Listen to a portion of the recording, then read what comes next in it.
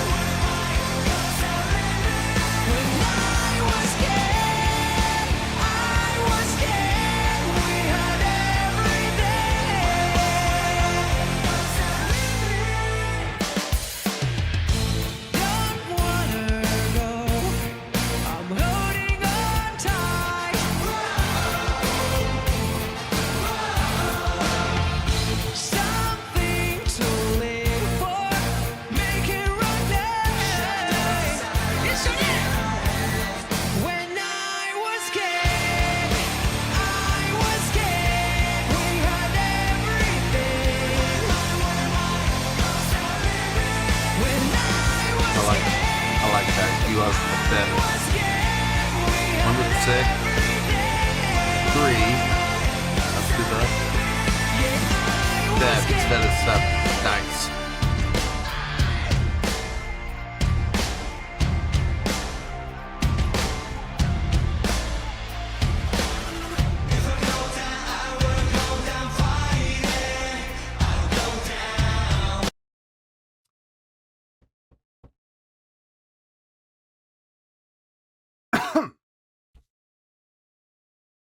The song itself, pretty simple song. Okay, it doesn't require a whole lot of thought. It's to some extent, it's a little predictable. Okay, it is. And look, is there anything wrong with that? No, there's absolutely nothing wrong with that. A lot of people will say, "Oh, I love how people get this negative connotation when it comes to songs that are predictable." You know what I mean? If you think about it, there's no reason to put that into a negative connotation, because a lot of times, you know, songwriters and, you know, bands who write songs, they'll intentionally do that because they're following a formula, a songwriting formula, a chordal progression formula that has worked for literally dozens, if not hundreds, of other bands. And what's wrong with wanting some success, you know? I got no issue with it. And to be perfectly honest, when you write songs that have that sense of predictability, it adds a sense of familiarity, and you can also give the listener, I guess, a false sense of accomplishment, because there's that familiarity and there's that comfort that comes along with predictability. And when someone can kind of guess where the chordal progression is going, like I know, I feel it, we're gonna go here, and then it does go there. Granted, like I said, it's a false sense of accomplishment. It's absolutely a false sense of accomplishment, but it still gives them a false sense of accomplishment nonetheless. And let's be honest, that makes you feel good as a listener. It does. Okay, we've all been there, we've all done it. Now, I will say, I am kind of intrigued with what's happening within the chorus. I thought for sure that they were going to follow the Z pattern. You know, 1 down to the 6, up to the 3, down to the 7. Well, they're sort of doing that. Instead of going up to the 3, they're going down to the 3. And we've heard a lot of bands do that in the past. So 1 to the 6 to the 3. Now, instead of going to the 7, they're going to the 5. So 1, 6, 3, 5. And then right back to the root again. That's interesting. You don't hear that very often. That's kind of cool. And it works. It does work. It sounds good. I got no problem with that whatsoever.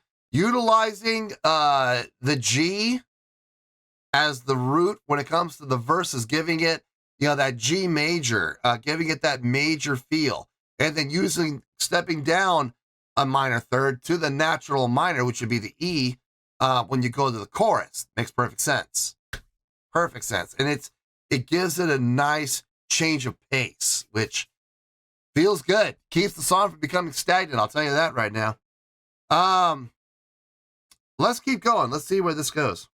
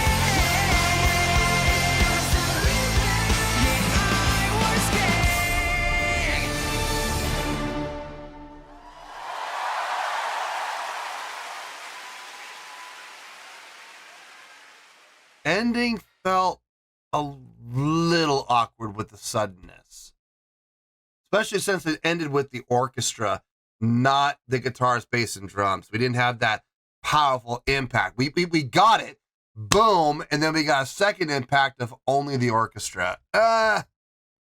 It softened up. It might have been more effective if they had turned it around. Orchestra, then band. That might have been more effective. I don't know.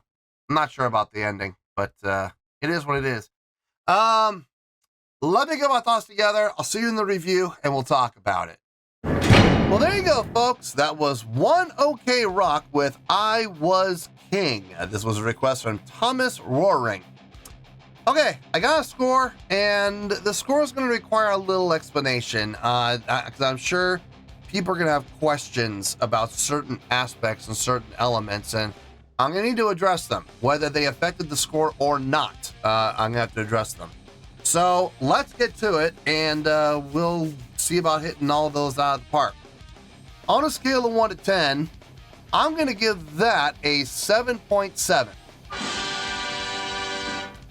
Yep, 7.7. I feel good about that score.